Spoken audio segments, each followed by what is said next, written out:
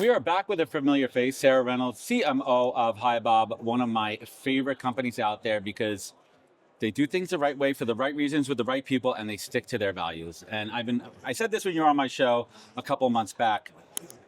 We see it. Thank you. How does that approach help you attract the right talent? Or weed out the not right talent? Yeah, totally. I think that it's really obvious when you live your values out loud. Like, it's really obvious the companies that make values more than just words on a poster in the break room. And I think that for HiBob, like, one of the things we really pride ourselves on is that we are doing just that. Whether it's like my people team and showcasing the work that they do and calling it, like drinking our own Merlot, when it comes to like living, the HR best practices that we recommend to... We've elevated from Kool-Aid. Yeah, elevated from Kool-Aid, of course. Yeah, no Hawaiian Punch, only the best Merlot.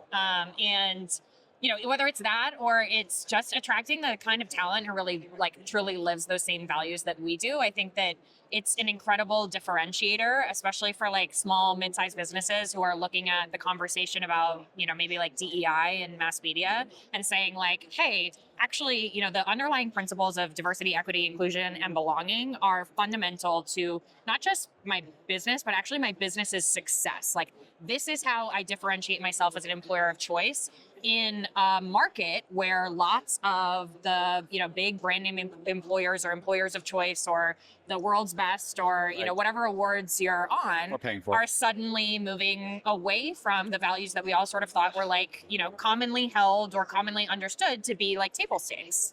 So let's set the stage here for a moment. I want to weed out the people that are against the NIB initiatives that are just outright racist assholes. Let's just set them aside. Let's just put that aside for a minute. Let's talk about good people who, for whatever reason, they're against it. What message are they not getting? What are they not understanding? What's not being communicated clearly to them? And why do you think they're against it? I think that there's this idea of like a scarcity mindset right now. I mean, think about the economy. Think about the fact that it costs, $12 to get a single egg or whatever we're up to now. Think about inflation. Think about the rising cost of living. Think about, everything that is putting pressure on your ability to feed your family, pay your mortgage, really like, you talking about like Maslow's hierarchy of needs? Like, we're talking like real fundamental stuff. I need my eggs. Yeah, right? Like, I gotta eat. I gotta live. Right? I gotta have shelter. Like, it's very basic. It's like very like primal almost. You're talking about like this economic situation where, salaries aren't keeping up with the rising cost of living, and people are really worried about job security, and they're worried about like the rise of AI, which is, adding to this conversation. They're really worried about like a lot of executives are saying the quiet part out loud right now, when it comes to topics like AI, like, hey, AI is going to allow us to lay off, 2,000 people in our workforce because we're going to be more productive. Well, I don't have job security suddenly. So, when I'm really worried about that, I'm really in this scarcity mindset. Like, I have to hold tight to the things that I can get. Defensive. Yeah, you feel defensive, right? And I have to hold tight to the things that I can get because nobody looks out for me except me. And I think that people who are in that scarcity mindset, especially when they're a member of a community who's long benefited from being the quote unquote majority or from having some of the privilege or the benefits of privilege, right?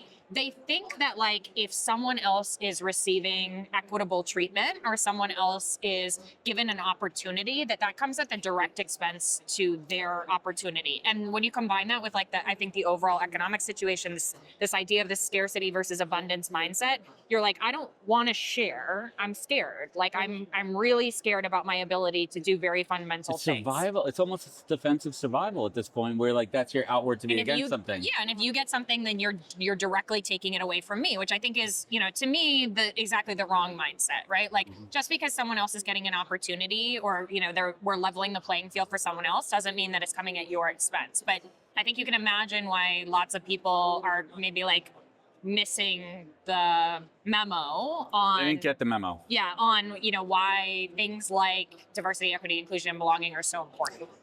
It's so funny. It's not funny. It's funny that it's not funny. My past guest, Amira Berger from Edelman, we were talking about that. So many folks are against the NIB don't realize that includes veterans, LGBT, disabled, women. And like, oh, that's someone in my family. That's a sibling. That's a brother. That's a child. That's a mother, a daughter, a son. And Totally. I think that there's a communication problem. There's a branding problem with the IAB. I think that the acronym stays, but we need to do a better job of saying what this is, who's it for, and how it levels the playing field instead of giving advantages.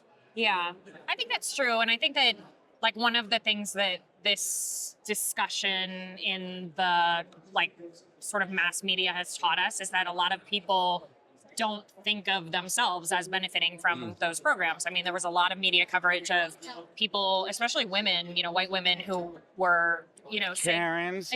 who were saying like, well, but what do you mean that like, I'm considered in your mind a diversity hire? And it's like, yeah, friend, like it's not just people who are me, who are openly trans and non-binary or disabled, right? It's you. And it's, very basic things that you, again, like take for granted or you think are table stakes in the workplace that have come out of, what we would now call DEIB programs. I mean, think about something like maternity leave, right? Like caregiver leave. I mean, these are basic, like human things that you think you should get at a company that you're not. I mean, these are things that are important to them that fall under this. Right. And, I'm a marketer, right? So I can say, hey, we have a branding problem.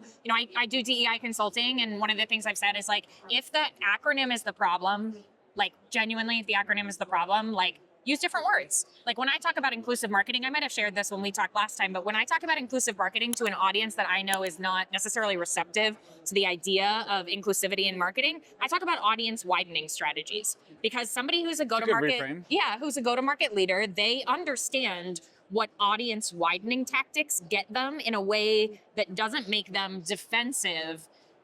And, it's really, spinning, Sarah. It's like sad. I think it's like, it's funny, sad, funny that you have to potentially do that rebrand to get, again, something that you would probably think is like obvious, things that make businesses, run forward, become more innovative, et cetera. But I do think that like, if the acronym is a problem, okay, ditch the acronym, commit to the underlying principles. Which is values. They are. They're values. They're values here. So let's switch it up a little bit. Where do I want to take this conversation here? So we're sitting here. It is Tuesday afternoon. We're looking around this trade floor here. There's lots of competitors. We're going to talk competition. Are there a lot of competitors to HiBob? I think we do something different. I mean, what do you guys do different? I think we are serving a market that doesn't really have the perfect solution outside of HiBob. We call our customers like members of the 3M club. So 1M stands for modern, meaning you're very people-centric. When I talk to HR people, I say you give a shit about your employees. Mm-hmm. Lots of people hopefully laugh because you've probably had the experience of working at a company that doesn't. And you probably, hopefully you get the experience of working at a company that does and you know the difference.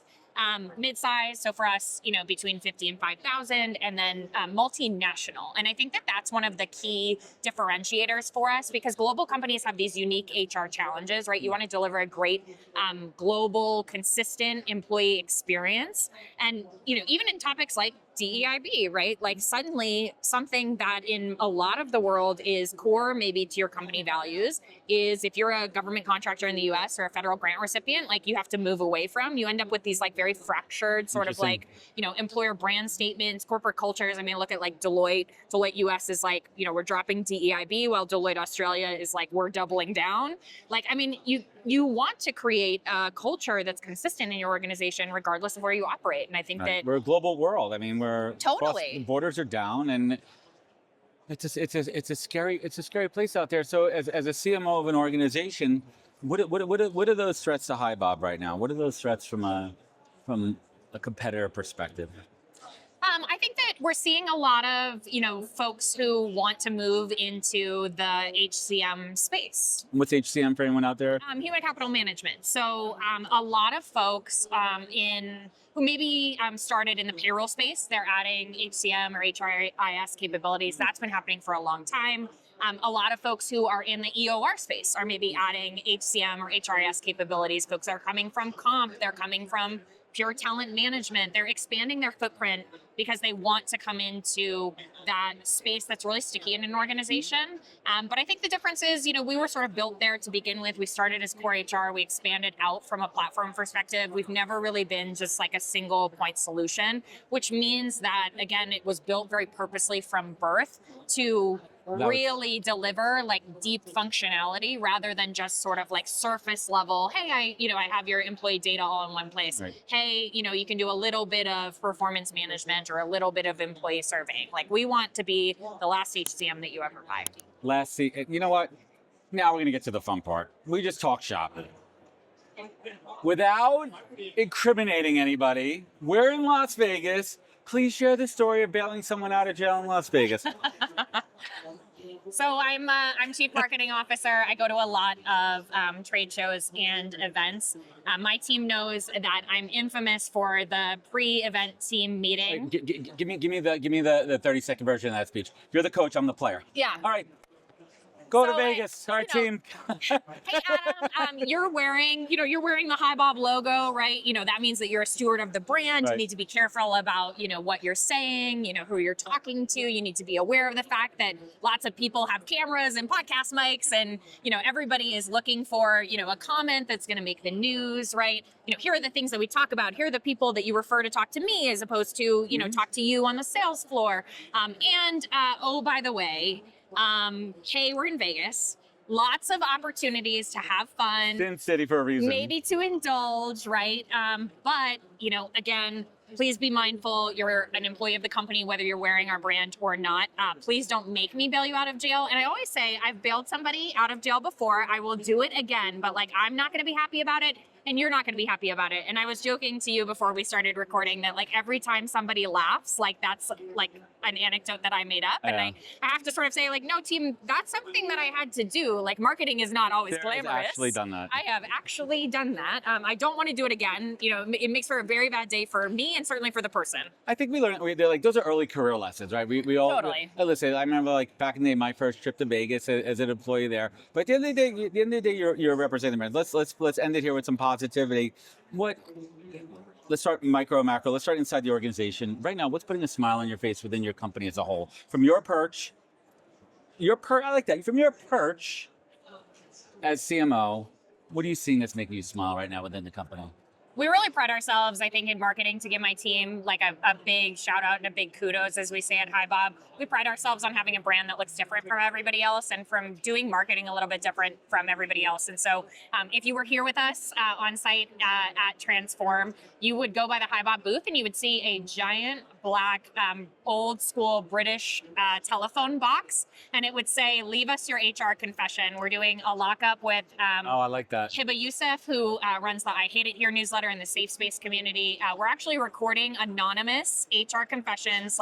Tell us your HR horror story. Tell us about the worst thing you've ever seen at work. Tell us about that thing that you can't get off your mind. What I've seen. These lips could talk. Yeah, we are going to, we're going to put a robot voice on it. It's totally anonymous. People are living it on an old school telephone answering machine. We're going to put it out as content afterward, give some tips for hey, a lot of us go through the same challenges, but because we don't have these safe space communities to talk to each other, there's no HR for HR. Oftentimes you can feel really alone. I'm seeing some shit and I'm the only one who's ever seen it before and I don't know who to ask. And so we want to create this sort of opportunity for people to, share, some funny anecdotes about maybe what they've seen, but also to take away maybe some learnings about, how people have navigated these really difficult challenges that come along with our careers. I love that. I want to double back for a minute here. There's something we kind of glazed over, which I think I've heard.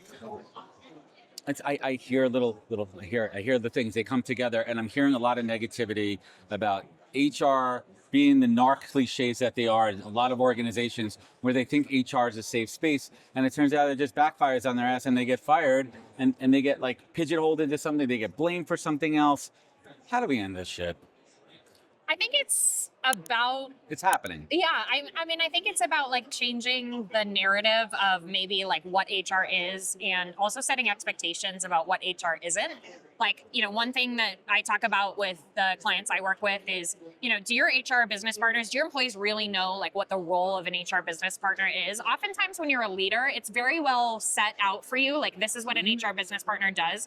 But when you're in your first job out of college, how are you to know if that person is a kind ear and you don't know? And Fair point. And your friend, or they have a responsibility to the organization that if you tell them something that they need to take action on, then they need to take action on. And I think that one thing that we can all do better in this space is really set expectations and educate people, especially folks who are new to the workforce, about what what's the role of HR in an organization? What do we do? We're very thoughtful people. We're very oftentimes very pro-employee people. We're very we are fighting the good fight to make sure that people are paid fairly, to make sure that things like DEIB are prioritized in the organization. But we're also, not perfect. We are running a business. It's not to look out for the company. Yeah, also. exactly. We have to play this dual role. So maybe this is something that should get brought up in onboarding more. We're going to bring in someone from HR. They're going to talk about their role, what they do, and how they could support you. Maybe it's alignment on expectations earlier on when an employee comes on. Maybe it's a communication thing. So I'm not sure if I asked this question, and we'll be talking a lot of shop talk here, but I want to get back to some personal stuff here. I already professed my love for you professionally. Now it's time to do it personally. Yes. Just how you show up in the community, how you show up for your team, how you show up for your people, and how you are your true, most authentic self that radiates. And I appreciate that. So Sarah, you've been through some shit, personally and professionally. You've been through it. You've had your metamorphosis. You've dealt with the haters. At home, you dealt with the haters professionally too. What keeps you focused? What is your North Star? What keeps you aligned? What is that compass? I think it's being true to the chosen self that I bring to work. A lot of times we talk about bring your authentic self to work, but the reality is for many people, they can't do that for a variety of reasons. They fear professional repercussions. They fear for their maybe emotional safety, their physical well-being. They fear being judged. So I was recently introduced to this concept of your chosen self, right? We all bring the best version of our chosen self to work. And it's about really, creating this space where you can bring, more of your chosen self, or the chosen self that feels right for you and feels appropriate for you and feels safe for you at any given time. And if I can create that environment for myself where I can show up authentically, if I can create that environment for employees, if I can maybe show a little bit of the imperfection that is Sarah, maybe I can create space where someone will show me a little bit more of their chosen self. And I think that that's really genuinely a beautiful thing, because I think that that's really how you create that culture where, you're always talking, you're always learning, and you are genuinely getting to know people as people, not just as employees of an organization. Ladies and gentlemen, and everyone else out there, the people of the world, Sarah Reynolds. Hi, Bob. Where can folks find you? Where can they connect with? They can learn more. Guys, gals, non-binary pals, and those who prefer not to say. If you would love to say hi to Bob, please go to hibob.com. Drop us a note. If you want to say hi to me, the easiest place to find me is on LinkedIn. I'm /Sarah Liz Reynolds. Is it okay when I ubiquitously call everybody guys? I took everybody. Is that an okay thing when I frame it that way? Hey guys. It's not as inclusive as you could be. So I usually. How would I reframe that? Yeah. So pick English. Hey people. Yeah. English is a beautiful language. There's lots of options. There's lots of options that are gender neutral. People. Some people say folks or friends. I use folks a lot. Team. Y'all. If you're from Pittsburgh, you could say yins. I can't go with yins. That doesn't work with me. Definitely not for me. But yeah, absolutely. Find a word that's works for your personal style, that's easy to swap in one for one, and just pay attention to when you use it. Correct yourself. That's how language gets stuck in your brain. Repetition. It's all about repetition. And, you'll start to notice that, over time, it's not easy, but over time you do shift. Sarah Reynolds, folks, that's how we do it here on the podcast. We are back with Angela Cheng-Cimini. Angela, welcome to the show. Thanks so much for having me, Adam. New friend, new face. Tell everyone out there who you are and what you do best. I am a 30-year career HR professional who's in a phase of rewiring. I'm discovering myself beyond my job.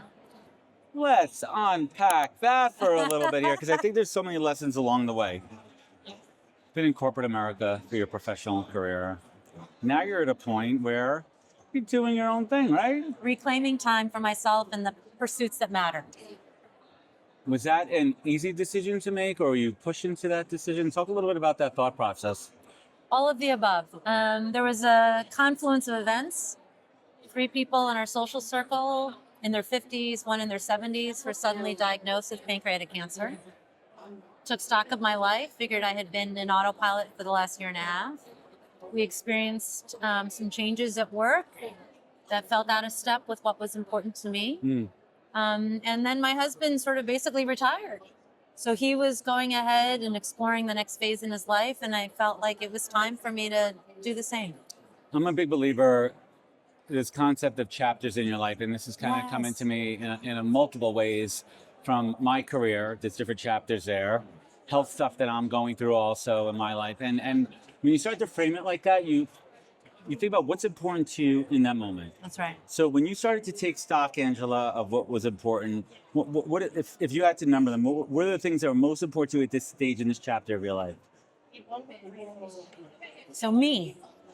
Number one. Actually, right?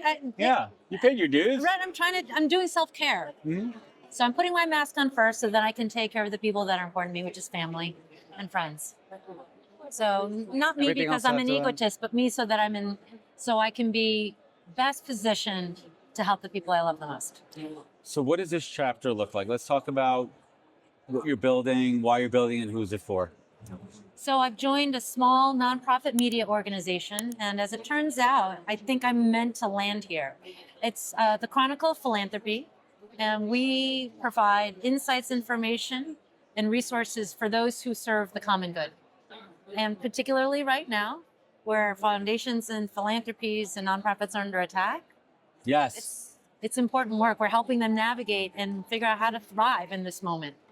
So I'm doing that. And then next to that, I'm continuing to do work in the AAPI advocacy realm. And for what folks don't know what that acronym is, Asian American Pacific Islander.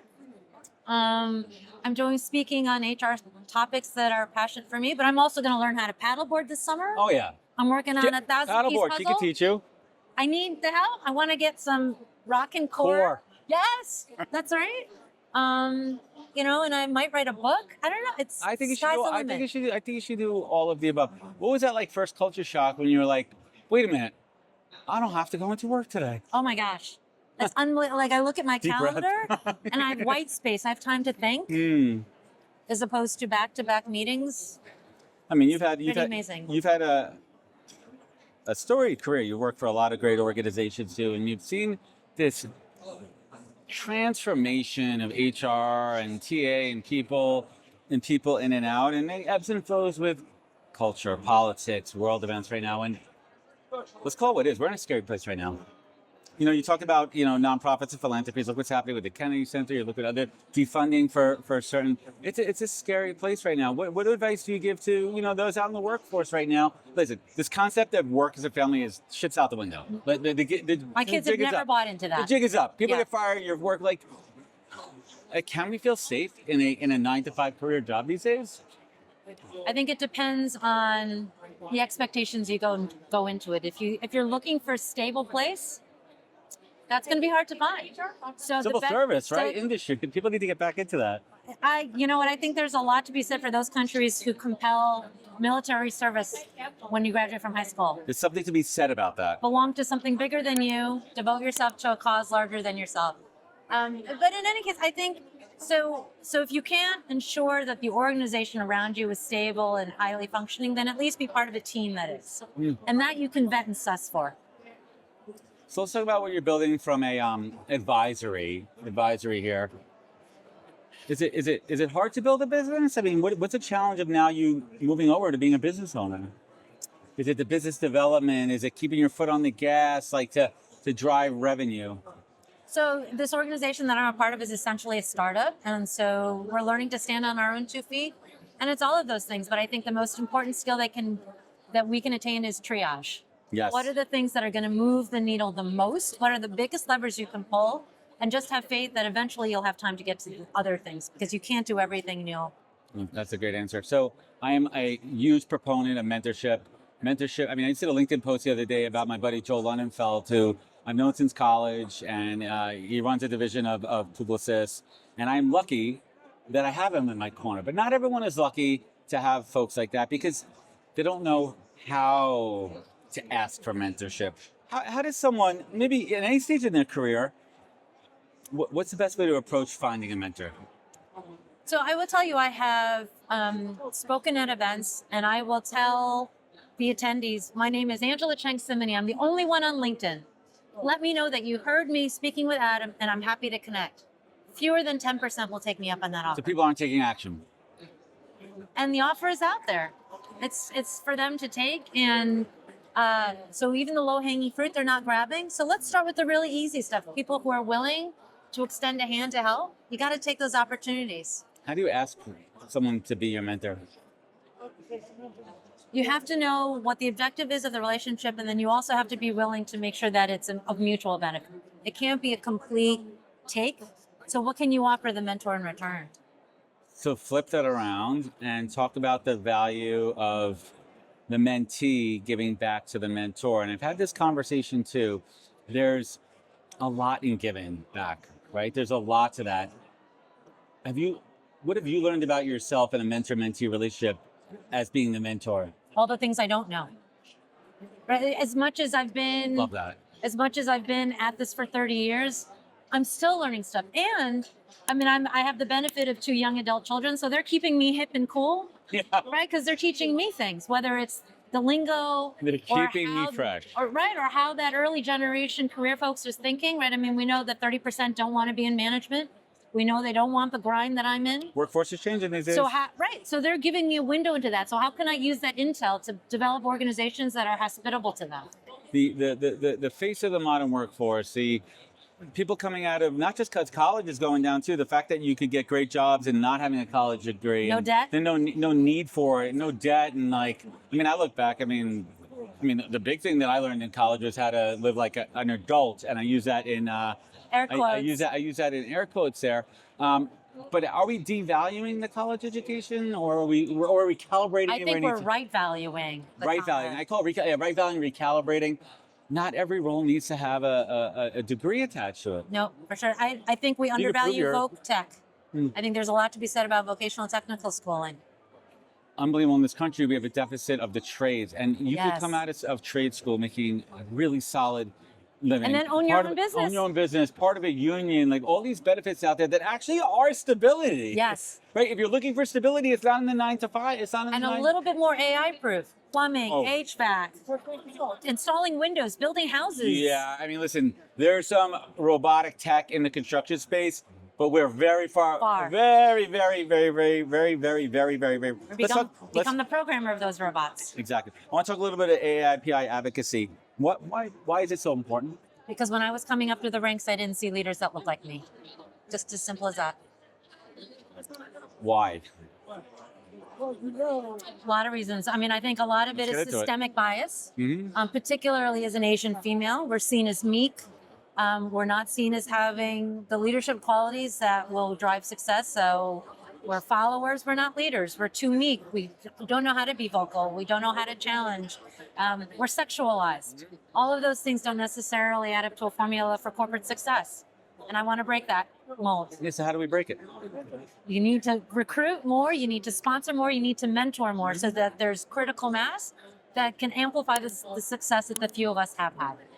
And when we talk about diversity, I say it all the time, it's obviously on the outside. That's like the first thing people think about diversity. They think about sexual orientation, but it's really about diversity of mindset, right? Like it's diversity of mindset and changing voice, it changes mind. So you're building your practice right now. Where is it now, and where do you want it to go 1 year from now? We're back at Transform next year, 2026. You and I are having this conversation. Manifest something out to the universe. Where do you want to take your business? I want our readers and our constituents to find that what we put out there is indispensable. That we are a thought partner to everything they're trying to do with their mission. I want to be side by side with them in the trenches and pulling them up. I love it. What's the greatest piece of career advice that you've ever received that you want to pay forward? Not enough time to survive under a toxic environment. Ooh, that's a good one there. Last but not least, before we end these rapid fire sessions of the podcast here at Transform here, you have reached what some people look like on paper, the pinnacle of success in your career. Yes. But success is defined differently by everybody. Angela, how do you define success?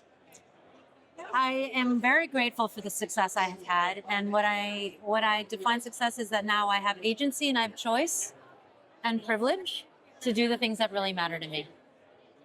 I'm not scrounging for crumbs. I'm baking my own cookies. Yes. I love it there. How's the book coming? Do you have pen on paper yet? It's hard. I started. It's harder than I thought. It is harder than It's harder than I thought. Well, putting the intentions out there for the book. Angela, I want to thank you so much for joining us today on the podcast. Where could folks connect with you? Where could they learn more? Angela Cheng-Cimini, let me know that you heard me riffing with Adam, and I'm happy to connect. Awesome. Angela, thank you so much for joining us. Thank you. Pleasure. We're here with a very familiar face that's hopefully not blocked by this plant over here. Mita Malik, welcome back to the podcast. Thank you so much for having me. I'm so delighted. They say the third time is a charm. I hope so. Here we go. What are we talking about today? Today is the, I don't know what day, the 18th? The 18th of March, 2025. What is the current state of DEIMB? Where are we right now? What is happening? Well, I think the current state is one that saddens me. A lot happening in the world, but I'm thinking about it in the following way. One, I'm thinking about how I can microdose the news. I know some people don't have the privilege of doing that, especially if you're client facing or working with the government, but I'm not trying to watch the news 24/7. No. Morning, lunch, evening, just so I know what's going on. Shut those alerts off. Alerts, all of it. You don't need to be drowning in it. I think the second thing I'm doing is finding people to be in community and conversation with, like you, my friend, and surrounding myself with people who want to have these conversations, and also thinking about how I can use my energy and time. If I'm not happy with how things are currently happening in this country, I can donate, call my legislature, I can volunteer. And then I think the last thing I'll offer is I am looking to understand and seek perspectives that aren't my own.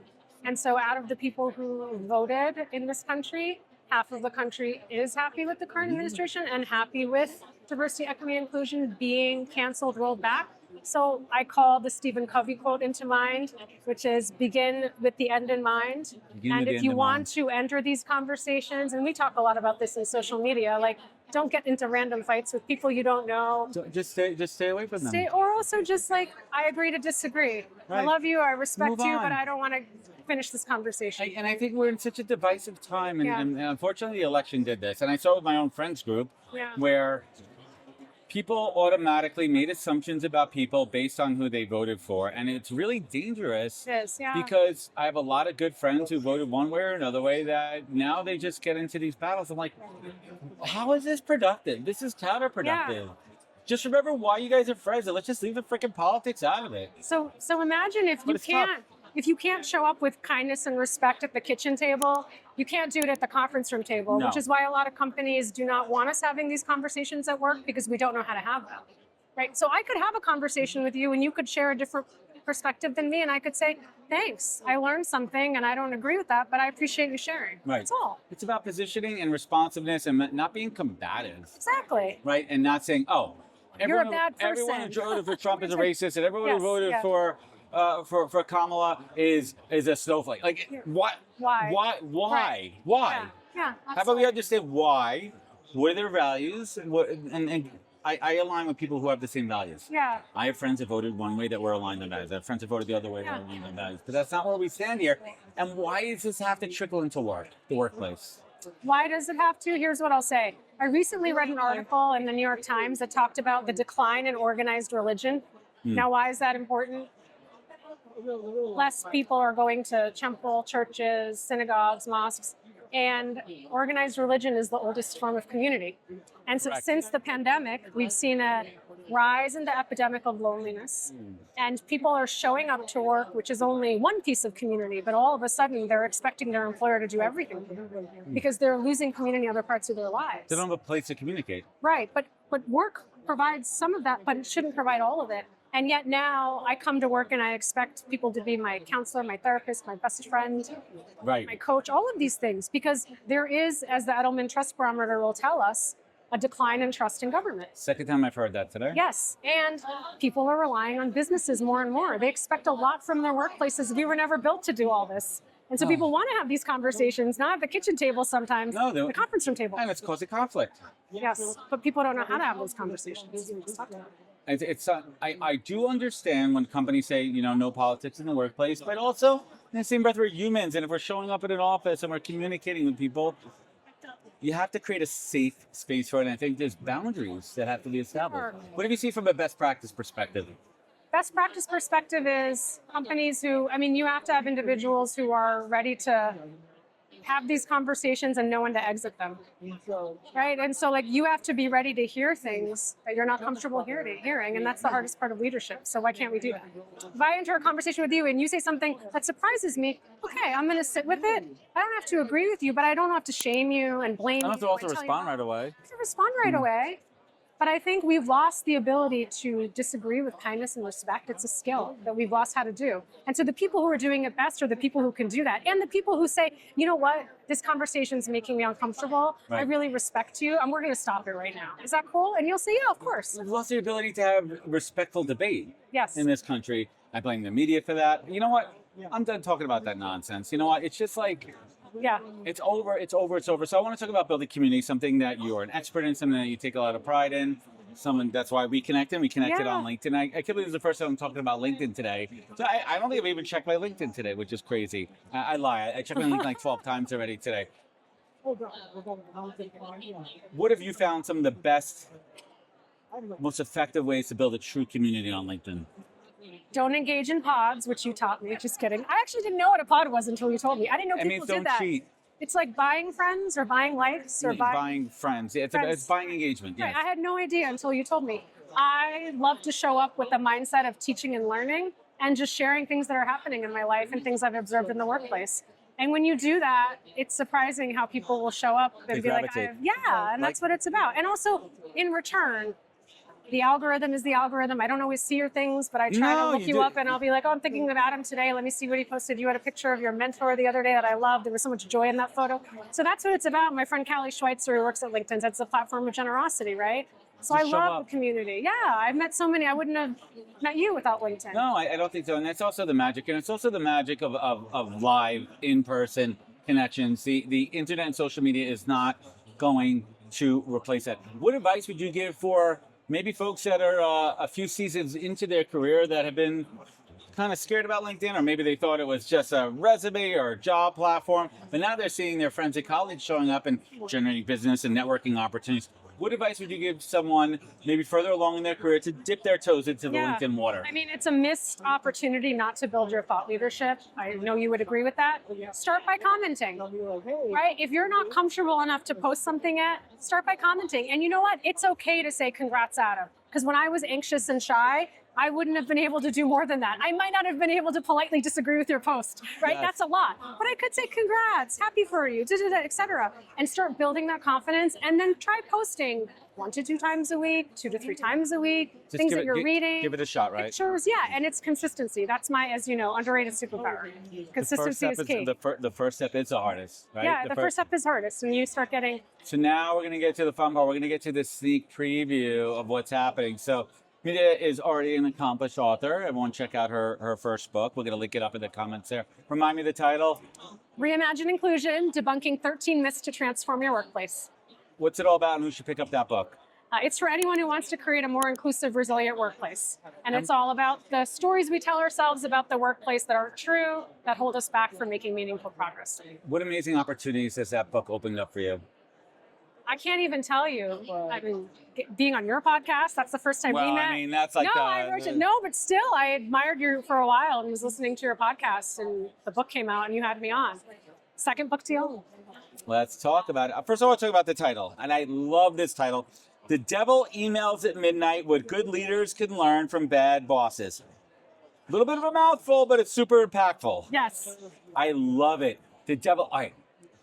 When I saw that title, I'm like, yes, it slaps, as the kids say, because there's nothing. Listen, if there's deadlines, if shit has to get done, I understand it. I've sent emails at midnight. I've received emails at midnight. Every once in a blue moon, when there's a need to back up that email, fine. But when it becomes a habit, it's indicative of toxic culture. That's negative. It is. Talk to us about this book. What's it all about? So the genesis of the book is my mother's home was flooded a few years ago. I raced to try to save her home. It was rebuilt, but my childhood bedroom was destroyed. So I was like looking for all these things to save. I found like my spelling bee certificate from the first grade and You're a spelling nerd. writing. Yeah, like all these things I had saved. And guess what I found, Adam? I found a journal and I had listed all my bad bosses in my 20s. No way. And their names. And I thought had a to hate myself, book? You had a I did. shame book? Yeah, a slam book. What did the kids Slam call book? it? Yeah. And I thought to myself, what if I'm in someone's list? Like, what if I was a bad boss for someone? Because, we've talked a lot, I talk a lot about how to survive toxic workplaces and bad bosses, but what if I am the bad boss? So the premise is bad bosses aren't born, they're made, they're a product of their circumstance and life experiences. And I go through 13 bad bosses. I'm one of them at the end. And I talk about different bad boss behaviors. Yeah, I talk about the last chapter is the boss who couldn't grieve and couldn't show up for her team. And I lost my dad suddenly in 2017. I went from being a really good leader to an awful boss because I wasn't grieving, lost my dad really suddenly, showed up at work 3 weeks in. My boss then said, oh, you're finally getting your mojo back. So it was almost like, I'd gotten the flu and I was supposed to get over it. So people around me were like, okay, it's time to move on. And it was hard. It was really hard. I want to dig into this a little bit. This idea of just because you're a bad boss doesn't mean you're a bad person. Absolutely. And I think that stems a lot from lack of training and lack of leadership. They don't have good mentors. They don't have examples, and maybe they lean into their insecurities. They lean into their weaknesses, and that reflects their negative, toxic style. Yeah. What is the best practices for a leader to kind of turn that mirror around and say, am I a bad freaking boss? You have to ask for feedback, and you have to be willing to hear it, right? You have to ask for feedback from your team and be willing to hear it, and to be thinking about. Sometimes people will say things in whispers. They'll tell you what's happening, but you don't listen to those things, right? Right. And to create a safe space for employees to give you that feedback because without retribution, right? Like that's the whole thing. Like, hey, we'll get a role play here. Mita, I'm Mita's boss, and I'm like, hey, Mita, tell me what makes me a bad boss. Imagine that in the workplace. Like that would never work. It would never work. But that's when you do 360s, and when someone gives you Anonymous. feedback. I talk about this in the book that I had a boss who then had like a witch hunt and gathered everybody to figure out who said what. And you're like, that's not the point, right? Now you're punishing people for what they said about you and your management style. So that doesn't work either. Don't ask for feedback if you don't want it.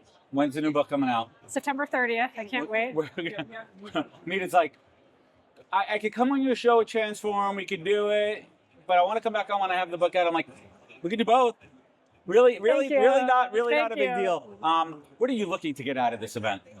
I just want to meet new people. I'm looking to reconnect with old friends like yourself, but also just looking to meet people. And what an amazing community we've had in. Looking to meet people. Are you doing anything fun in Vegas? Are you like going to do a show? Anything? No, I never do shows on work trips. I'm only here for like a day and a half. My son's on spring break and I'm going home with the you kids. Just dipped in. I know. Did you speak today? Are you speaking tomorrow? Speaking tomorrow at 11 a.m. Yeah. We're competing. We're speaking at the same time. Good luck. Congrats. I will watch the replay. Everyone knows where the crowd's going to be. No. Everyone knows what the crowd's going to be. Let's finish strong here. Mita, what's making you smile these days? My kids, all of our kids. A lot of hope in the future. There is. They ground us, don't they? They do. Remind us what's important. It's so funny. My kids are young. My kids are 13 and 7, and like my daughter, thank God she looks like her mom, but she acts like me. I know she interviewed me. Yeah, she did. She was really good. My daughter interviewed her. Yes, the pause. The pause is strong with Nina, and I look at her, and she does some of the dumbest shit ever, and I'm like, it's exactly what I would have done. Or the way she talks to my wife, I'm like, no, why? I'm like, why are you doing that? I'm like, no, she's gonna kill you. Don't talk to her like that. And you look at them, and then the others, I'm kidding, not kidding. But you look at them and you see how good they are and their values, and it reflects back on us as parents that we're raising them the right way and we're doing the right thing. And I always say this all the time. My legacy, my wife's legacy, is making this world a better place by empowering our children to be better than us. Absolutely. And I live it every day. And listen, as parents, we're not going to bat 1,000. We're not going to be perfect, but we try. We try. My dad used to always say the greatest measure of success is your children. How you raise them to be kind and inclusive people. Awesome. Mita Malik, everybody on the podcast. Where can folks find you? Where can they connect? Where can they learn more? LinkedIn, and my book is available to pre-order on Amazon, The Double Emails at Midnight, What Good Leaders Can Learn from Bad Bosses. Thanks for having me. Mita Malik on the podcast. So I don't know where this is going to air in the sequence, but this is our 10th and final interview on day one. And we are ending with something special. We're going to end with the icing on the cake over here. Laurie Ruettimann, welcome back to the podcast. I'm thrilled to be here. Always an honor to catch up with you. Like, what's new? What's good? What is new? What is good? Well, we'll find out a little bit later what's new, what's good. But it's not about me right now. Oh, okay. It's about you. But what is good is our friends over at Greenhouse, and I'd be remiss if I didn't thank them for having us all here. And I looked over there before you came on, and it was just like an OG homie hangout. But isn't that what's cool about events like this? Like, there really is. You've been to a million of these. Yeah. I love seeing everyone together. I do too. And I think especially after COVID, I have a new appreciation for coming together and really feeling our feelings and being honest and not sugarcoating it. So we don't have to talk about talent or technology. We can talk about like what our kids are doing or where we've been on vacation, right? Like all the good things are up for discussion. It's amazing. You know what? It's like enough. I'm done talking about AI. I'm done talking about DEI and B. I'm just done with it. And Laurie was one of my earlier guests, and I think you were, if I'm guessing, somewhere between 100 and 200.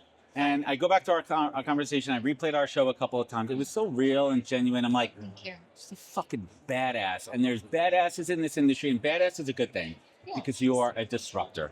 Well, I try to be. You know, I've done a lot of therapy in my life, so I know what is like early childhood trauma and what's real. And I am really angry about some things in this world. I'm angry about injustice. I'm angry about mediocrity. Yes. I'm angry about laziness. Fuck laziness. All of it. But I'm also truly lazy and mediocre as well. So I don't know. So just am I. opening it all up and trying to just observe more and take it all in. So I'm trying to be more intentionally lazy. Oh, I like that. I'm giving myself the space to be lazy. I think that's fair. You know, I always tell people if you're all things all the time, you're boring. And you need to open up space to just like goof off and make space for like mistakes in your life, but also joy. And I don't know, I think part of what I bring to the world is that I make it okay to be a slacker. Like nobody gives That's why I like 110% anyway, right? You know, when you give 110%, you're just weird. And you're tired. Give me 62%, but make it your best 62%, and then like go eat ice cream. Oh, wait, hold on. Angela's right there. Give her a pass. Oh, So 70% of the time it works every time, Laurie. Yeah. Remember that one. It's true. Wow, we have so much to talk about, and that I don't even want to talk about this stuff here. You mentioned retired. So Yeah. if you're retired, why the hell are you here? Well, I'm not fully retired. I still like money and I still spend a lot, Right. you know, so. Semi-retired. Right, semi-retired. I do the things that I want to do, but I'm retired from pretending that buzzwords are cool. Fucking hate buzzwords. You know, I'm retired from all the hype. There's no hype around work. Work is work. Work is It's a important. necessity, but your purpose is good. Correct. And I like people who solve big problems and have big ideas, but I also like people who just, I don't know, fuck around and find out. So I follow that in my life more than I follow someone who's supposed to be famous. Like, that's not interesting to me anymore. We still doing the punk HR thing? I am heavily covered in tattoos, so I will always be punk rock HR, but I'm also just a middle-aged woman, you know? So I do the podcast from time to time when there are interesting people in the world, but I do it on my terms. I'm not like chasing sponsors. I'm not, you know, like, It's a grind. it is a grind. And I appreciate people like you who are excellent. I'm okay at it. I'm not Well, great. it's my business. I mean, Yeah. but I love it, and I enjoy the conversations, and I made it my business. So I'm moving towards my purpose. I love that. You know, I felt that way about writing for many years. I started out blogging and I'm like, I'm going to make money at this. And I kind of ruined my love of writing. So I've been going back to just hitting the blog every once in a while, hitting the newsletter. Is it cathartic? It is. And Yeah. it brings me joy. It brings me joy. You find your creative outlet. Your first book, Betting on You, that's what we talked about when you're on. What opportunities has that book opened up for you? Well, that book made me notorious in a lot of ways. That book also opened up a lot of conversations about well-being. So I work with a lot of well-being companies actually who approach me and say, can you look at this? Can you explore this with us? Is this right? Is it authentic? And I think that's helpful for the HR buyer who has been told that, no, this portal will solve your problems with your The workforce. tech is going to solve all of our problems. Yeah. And sure enough, it doesn't. Didn't solve my problem, won't solve yours. So yeah. Some so things the here and book there. has opened up a lot of opportunities to just make a difference. Well, the book opened up another book. Let's talk about Corporate Drinker. What's the full title? Thank you. Yeah, I have been a corporate drinker in my life. And so I come from it from a perspective of humility, right? I've been out at these parties, out at these events, had too much to drink, and I've had friends have to bring me back to my room. And those days are over for me. You don't want to be that person. No, but I'm also fun. It only takes a couple of drinks. That's the danger with someone like me. So let's talk about this Yeah. book. We know the reason behind it. What's it all about? Who's it for? So the book is actually on hiatus right now. Well, what do you want it to be about? I want to tell real stories about the intersection of work and alcohol. And now is not the time to do that when the world is really focused on the opposite of inclusion and the opposite of belonging. We're going back to a culture that was really masculine Yes. back in the 80s and 90s. So my book, it's not the right time for it, but it will be written and I will get it out there. But I'm interested. On your time.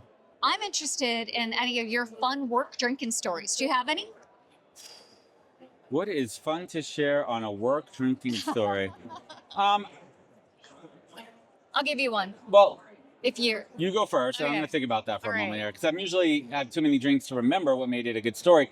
But in a nutshell, I think that for me, listen, historically, drinking has been a social lube in business, Yeah. right? Same thing with golf, That's- same thing with these other things Yeah. too. And you almost feel like you have to and compelled towards it. And I really love the movement. I have so many friends, male and female, and non-binary, that are Yeah. saying, you know what? I'm done drinking, and it doesn't inhibit my work performance. I'm not being shamed. I'm moving away from this stigma. And so one of the moves that I do, and I've been practicing a little bit here. Listen, Yeah. also, you know what? If you want to drink, it's okay to drink. If you want to have a drink, don't shame me for having a drink. In the same breath, I know when, at a work event like this, I do a new move.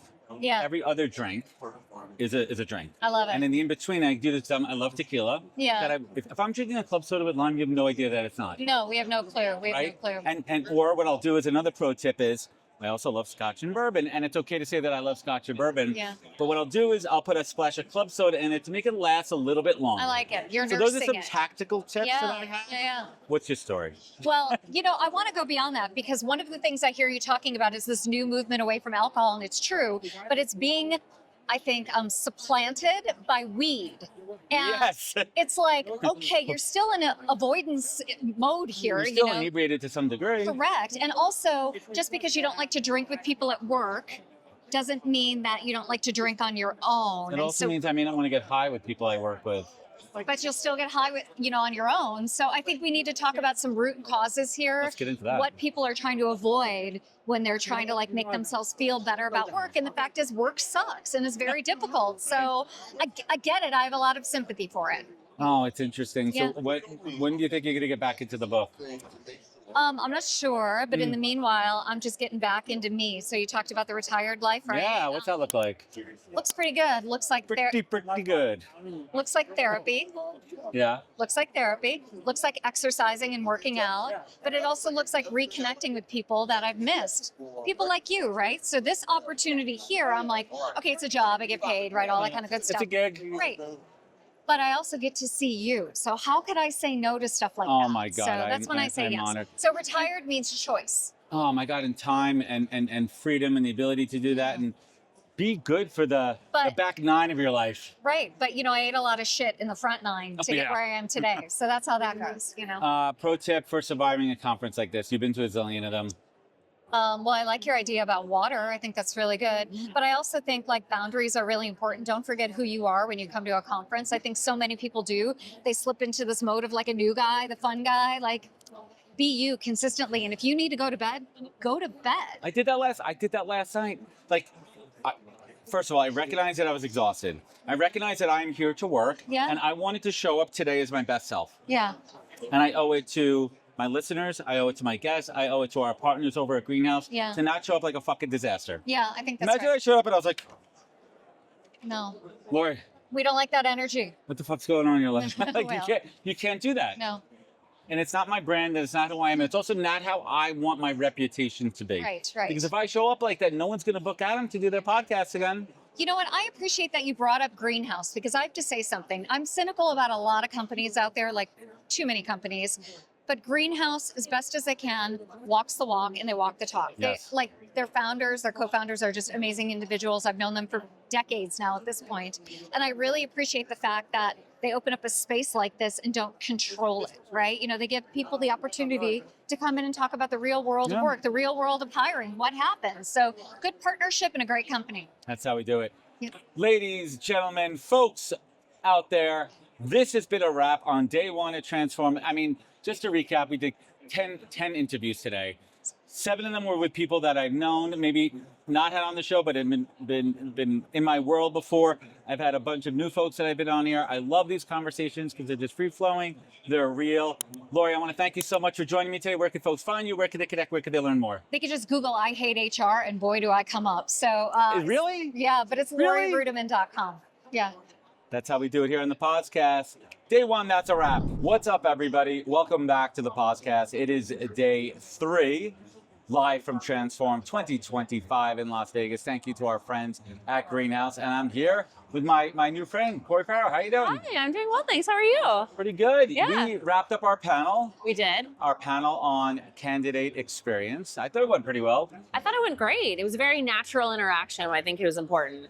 It was a good chat. We were Yes. joined by Greenhouse's own Ariana Moon. So it's a fantastic conversation. And we're going to talk a little bit about some of the things we got into over there. But before we do so, kindly introduce yourself to my audience. Tell us who you are and what you do best over at Okta. All right. Well, hi, everyone. My name is Cori Faro. I run the global recruiting team over at Okta. We're an identity management company. We have about 7,000 employees worldwide, and I have the pleasure, like I said, of running the global recruiting organization. I've been at Okta for about just over 4 years now, and I'm based out of my home office in Denver. So everyone in Denver watching, shout out to you. Yeah, I love it. I want to just quickly talk a little bit about your journey. Yeah. How did you fall into talent? Like, did you study it in school, or were you No. like a lot of us that kind of No. fell into this profession? I Or fell. In my case, I got pushed in. I still have yet to meet somebody that went to college to be a recruiter.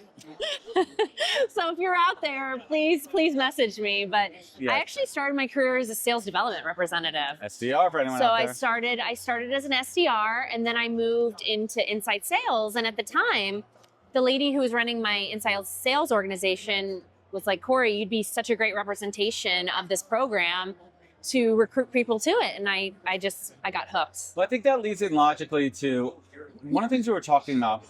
A good recruiter is a good salesperson. Yes, A yes. good recruiter is a good marketer. Yes. I actually call myself a marketer. I am a marketer. I'm a recruiter by trade, Yeah. marketing background, and I apply those marketing tactics, those sales tactics. Because what it is, at the end of the day, recruiting is sales. Recruiting It is a is. sales tactic. And if you're going to be a Absolutely. good recruiter, you have to be able to, and when we say sell the brand, it's being able to compel the brand's narrative and the Right. brand's journey. So I'll start off here.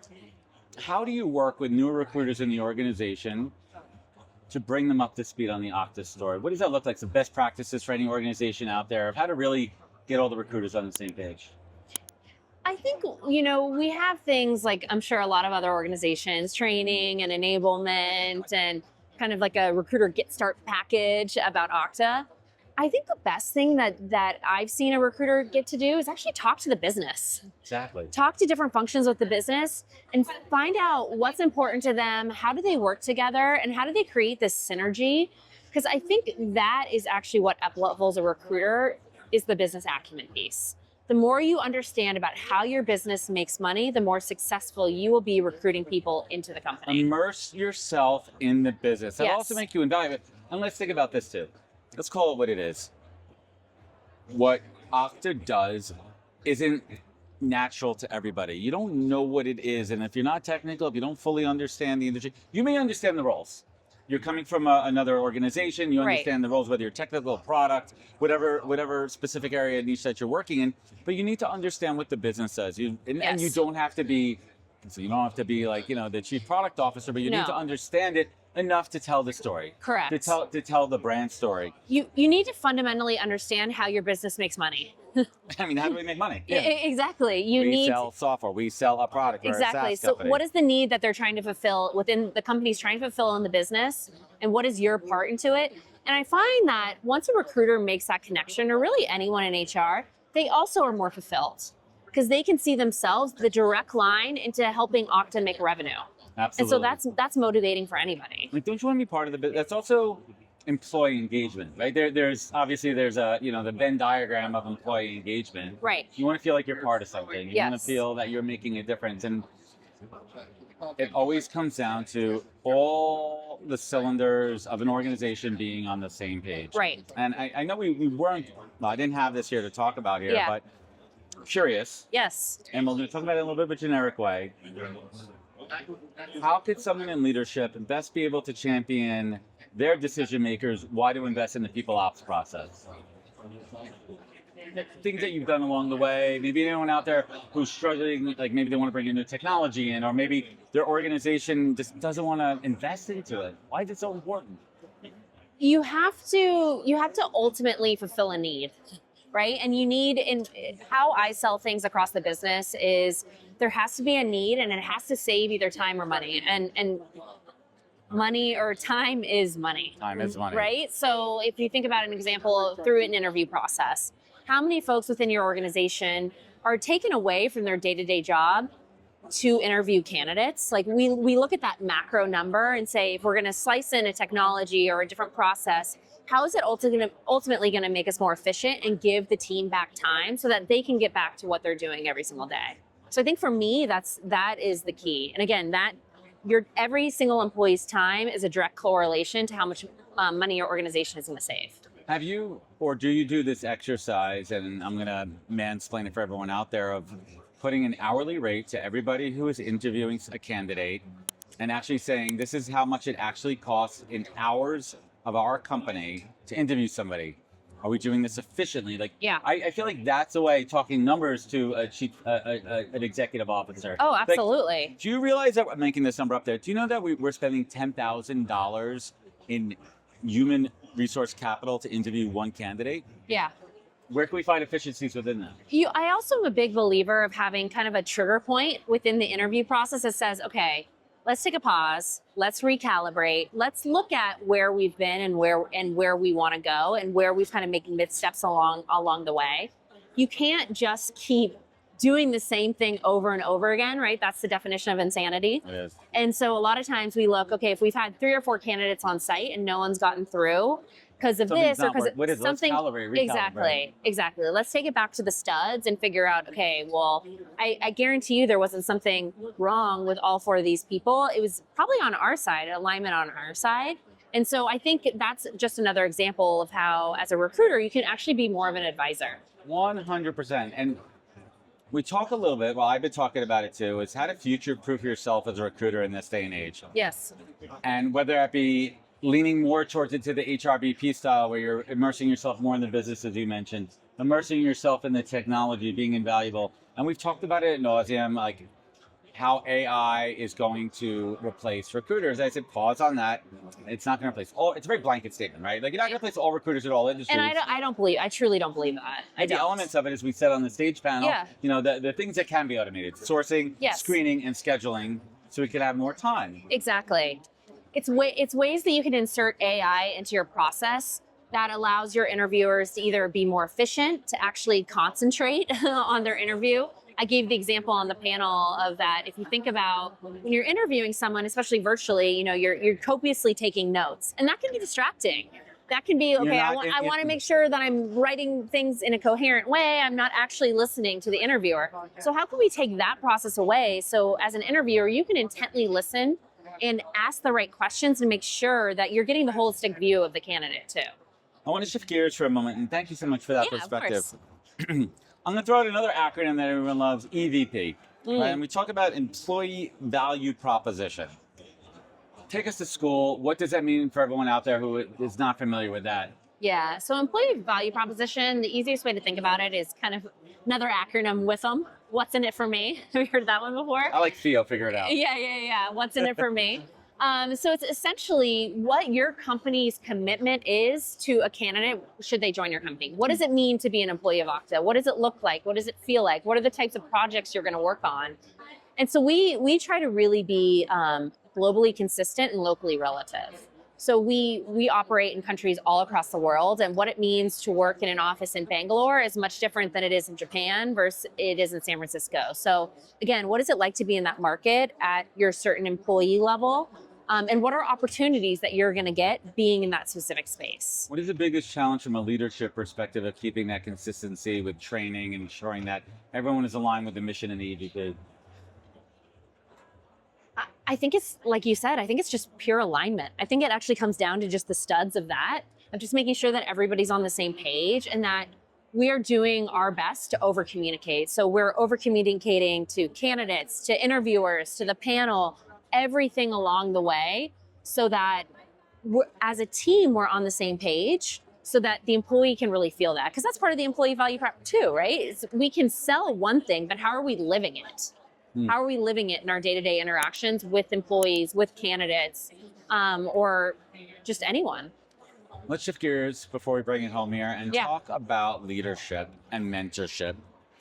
We are obviously in a multi-generational workforce. Yes. I'm starting to adopt myself. I'm understanding Zennial, and I'm like, that's kind of where I feel like I'm a Gen X, but I'm also part millennial. I'm like, where do I kind of fit into this? Yeah. It's kind of interesting here, but we live in this workforce where you have, Gen Alpha's coming up, which is crazy. Yeah. But the millennials and even the Gen Zers, they are the mid managers and early leaders right now. Yeah. And so much has changed as far as how they communicate, how they like to be communicated to. What are some challenges and wins that you have as yourself going into a leader? How do I mentor this younger workforce coming up? How do I enable them to one day take my job? Yeah, that is the ultimate goal. Multiple lines of succession, right? As a leader. So I like to be very clear on communication and expectations of my managers. And what that allows that to do is just provide an output of, okay, I expect XYZ at this time. The how I don't necessarily care about, right? So what it allows somebody to do is have the freedom to work in their own way, to do things in a way that feels very natural and authentic to them. I'm a big believer that if somebody doesn't feel like they can bring their whole self to work and be authentic to who they are, they're not going to work hard for you, right? I mean, simple as that, right? Like, is it that what it comes down to? Yes, and if you put them in a box and say, you have to do it this way, this is the process, you're never going to get that amazing new creative ideas and all of these things that different generations bring. And that's the ultimate goal, right? Is having a diversity of thought and way people do things. And so allowing them the time and the space, but again, being very clear about your expectations and what the outcomes are. Yeah, it's a fantastic perspective there too. Yeah. And as you're saying this answer, I'm listening, and I'm like, are there companies that align recruiters by job titles, by age? Like, for example, if I'm a younger person in my career as a recruiter, am I talking to younger talent? Because there is a gap, generational gap. And then I'm like, I think it should be ubiquitous across the board. How you do anything is how you do everything. Yeah. But it comes down to communication. For example, I always ask my candidates, how do you prefer we communicate? Right. Some people love text. Yes. And I actually love text. Yes. It's just, for me, it's easy to, I'm also fine on email too, but I like asking people. Another question, I don't know if you guys do this. Yeah. How do you want me to tell you the next steps? Like, and I always kind of, and they're like, what do you mean? I'm like, well, if it's not just scheduling, what if I have to tell you that you're not moving forward in the process? Because I like to manage expectations. Managing expectations is huge. And But I some also people, think, sorry, let me tell you, some people don't want to talk on the phone. Unless they're far along in the process. no, they don't. And I would hope that by that part of the process, a recruiter would know, Yeah, right? you Like get your that's candidate. the That's part of the personal gig. touch, Yeah. right? And that's what I truly believe AI cannot. It can't replace, right? It can't replace the talking on the phone, the human connection, whether it be an email, text, or call. But I think that is also a differentiator in this world, in this new AI world with all this different technology. Is how are we going to stay relevant, and how are we going to have that human connection? Because ultimately, choosing a new job and leaving it affects so many part of the human, right? It's family, it's connection, it's sometimes where they live. It's a very stressful ordeal. Yeah, it's a top 3 life decision thing after your It spouse is. and all the other Maslow's hierarchy, right? Like, it's Yeah. job. How am I going to provide for myself and my family? Right. And do I enjoy spending the majority of my time working with these people in this organization? Right. Do we align? Right. And I don't know about you, but I don't want a bot telling me where I should go or what job. It's again, you're joining the company for the employee value proposition, for the business, and for the people. And so you need to know people during the interview process. Cori, what's keeping you up at night these days in the world of talent and people? What's spinning your wheels? Hiring faster, but I think that's never going to change as a leader. Actually, employee value proposition, and we're also thinking a lot about where we're hiring and being really strategic about where we're hiring. So hiring around kind of our office locations, just so that it's easier for people to collaborate in person. And so I'm thinking a lot about that. How do I get the best talent, but at the same time give them flexibility to work in a way that's authentic to them? Comes down to trust, right? It does. If we are hiring somebody, we are trusting you to do the job we hired you for. Yes. output, outcomes over hours. Exactly. And I think the companies that are embracing that right now, and listen, it's hard to put a blanket statement on everyone should work remote, everyone should work in an office. It's hard because obviously it's industry specific. It is hard. And some roles can't be in an office.